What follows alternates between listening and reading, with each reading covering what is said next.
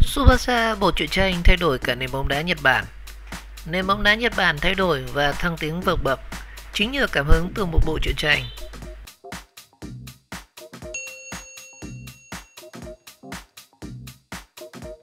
World Cup năm 1978 là kỳ cúp bóng đá thế giới đầu tiên được phát sóng qua TV tại đất nước Nhật Bản. Và hình ảnh những mảnh giấy bay khắp sân cỏ cùng với mái tóc sư tử của Mario Kempes đã khiến chàng trai 18 tuổi Yoshi Takahashi mê mẩn. Và nuôi mộng họa sĩ vẽ truyện tranh từ lúc đó thì Takahashi chắc mẩm mình sẽ cho ra một bộ truyện tranh về bóng chày hay là sumo, những môn thể thao quốc dân tại đất nước Nhật Bản ngày đó. Nhưng World Cup năm 1978 đã thay đổi tất cả suy nghĩ của ông. Giấc mơ của Tsubasa, những hình ảnh sống động về World Cup năm 1978 đã khiến tác giả Takahashi hạ quyết tâm phải vẽ bằng được một bộ manga về bóng đá. Và trả lời báo Marca vào năm 2012 thì ông thừa nhận mình đã vừa vẽ vừa theo dõi Barca thi đấu ngày đó. Ông rất thích sân Nou Camp và triết lý của Barcelona, vì thế mà tên Tsubasa đã ra đời.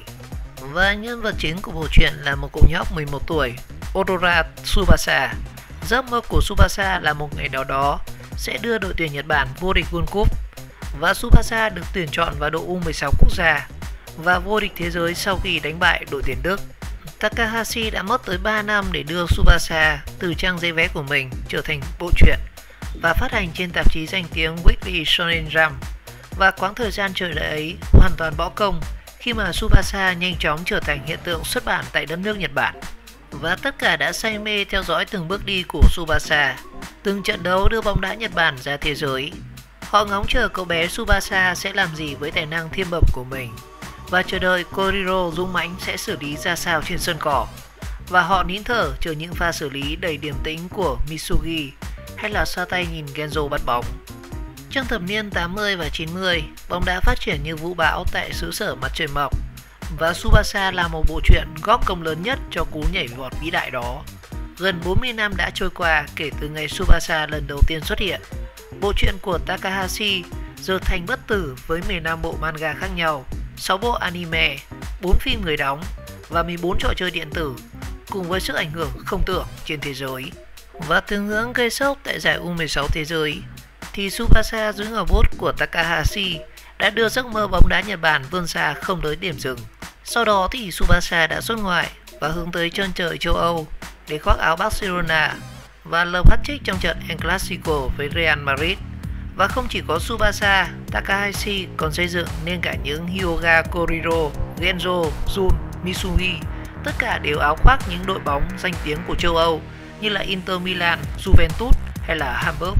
Tsubasa đã trở thành cầu thủ bóng đá nổi tiếng nhất Nhật Bản, vượt xa cả những tượng đài có thật như là Hidetoshi Nakata hay cả ông vua Karoshi Mura.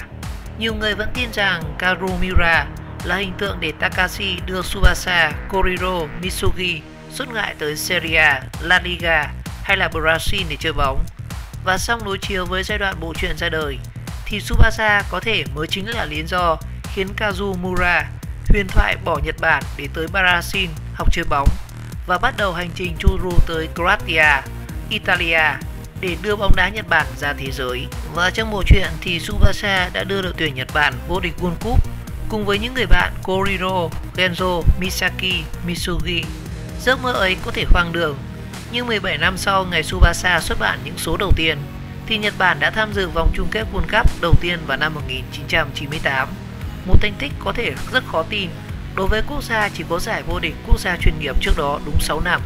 Bóng đá Nhật Bản giờ đã vươn ra thế giới, y hệt như cho câu chuyện của Tsubasa, với những thế hệ cầu thủ tài năng chơi bóng tại những đội bóng hàng đầu ở châu Âu. Người dân Nhật Bản từ chỗ không biết sân bóng đá dài ngắn hay ra sao, cỏ dày mỏng như thế nào, thì giờ đây đã đam mê bóng đá một cách cuồng nhiệt. Và những học viện bóng đá xuất hiện dày đặc và những ngôi sao chỉnh làng liên tục ra mắt thế giới. Và nhiều thế hệ người Nhật Bản đã lớn lên với giấc mơ bóng đá được vun đắp từ chính những trang truyện của Tsubasa.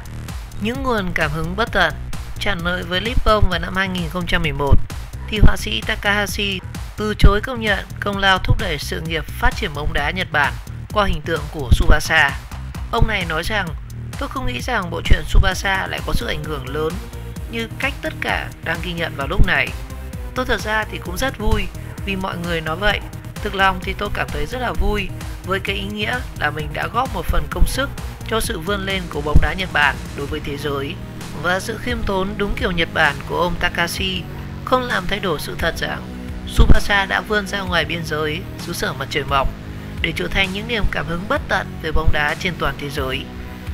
Ngay chính bản thân của Fernando Torres cũng nhấn mạnh rằng Tsubasa đã thay đổi cuộc đời anh từ khi còn là một cậu bé.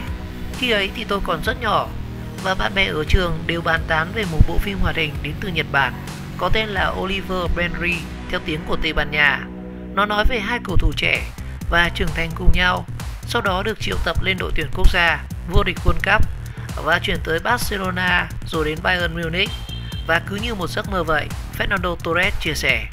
Và cũng chính lúc tôi bắt đầu chơi bóng đá chính là nhờ từ bộ phim hoạt hình ấy. Và tôi muốn trở thành Oliver, chính là Tsubasa. Và không chỉ có Torres, những nhà vô địch World Cup nước khác đó chính là Zinedine Zidane, Gianluigi Gattuso và cả Thierry Henry cùng lớn lên với những hồi ức đẹp về Tsubasa. Ngay cả Alexis Sanchez khi mới chuyển sang Barca từ Udinese cũng đã mang theo bộ sưu tập của Tsubasa. Alexis Sanchez luôn tự coi mình là nhân vật hoạt hình trong đó. Cậu muốn chạy mãi để tìm bàn thắng vàng. Người đại diện Nicolas Olier là chân sút người Chile bộc bạch. Tình yêu và sự ngưỡng mộ đối với Tsubasa còn lớn đến mức huyền thoại Barcelona là Andrea Iniesta đã từ chối mọi lời đề nghị ở Italia, Mỹ hay là UAE để tới đất nước Nhật Bản chơi bóng sau khi rời khỏi Barcelona. Iniesta đã không giấu được sự ngưỡng mộ đối với Tsubasa. Anh thậm chí đã từng gặp trực tiếp họa sĩ Takahashi để cảm ơn vì đã sáng tạo ra nhân vật truyền cảm hứng lớn trong sự nghiệp thi đấu của mình. Ngay cả chủ tịch của Barca đó chính là Josep Bartomeu đã từng mời họa sĩ Takahashi tới thăm sân Nou Camp vào năm 2016. Lionel Messi, chủ nhân của 6 quả bóng vàng và dĩ nhiên cũng là fan trung thành của Tsubasa huyền thoại. Ngay cả Alessandro Del Piero cũng từng nhất quyết tới gặp bằng được họa sĩ Takashi vào năm 2011 chỉ để cảm ơn ông. Và huyền thoại của Juventus cũng như là của tuyển Italia sau đó thừa nhận bản thân rất mãn nguyện vì cuối cùng cũng đã gặp được cha đẻ của Tsubasa. Còn đối với tại Việt Nam thì Tsubasa cũng được xuất bản và để lại rất nhiều ấn tượng sâu sắc. Cả một thế hệ đã say mê cú đá đôi giữa Tsubasa và Misaki và tuyệt chiêu cọp tác của Koriro, những pha lên sút phạt bất ngờ của thủ môn Kenzo hay là danh xưng mỹ miều đại bàng tung cánh của Tsubasa. Và ở một góc độ nào đó thì Tsubasa cũng mang rất nhiều cảm hứng đối với bóng đá tới Việt Nam. Dù không trực diện như giấc mơ vô địch World Cup đối với người Nhật Bản, song đó cũng là ảnh hưởng đầy tích cực ở thời điểm thiếu thốn phương tiện giải trí như là những giai đoạn giữa thập niên năm 1990. Và sẽ tròn 60 tuổi vào tháng 7 này thì họa sĩ Takahashi vẫn đang tiếp tục xây dựng hình ảnh Tsubasa. Thậm chí còn có hẳn một tạp chí tên là Captain Tsubasa tại Nhật Bản ra đời ngay vào năm 2020 chỉ để phát hành phần truyện mới có tên là của Tsubasa Rising Sun, tạm dịch là Tsubasa Thái Dương bừng sáng. Và giấc mơ Tsubasa vẫn chưa khép lại với người Nhật Bản và cả thế giới.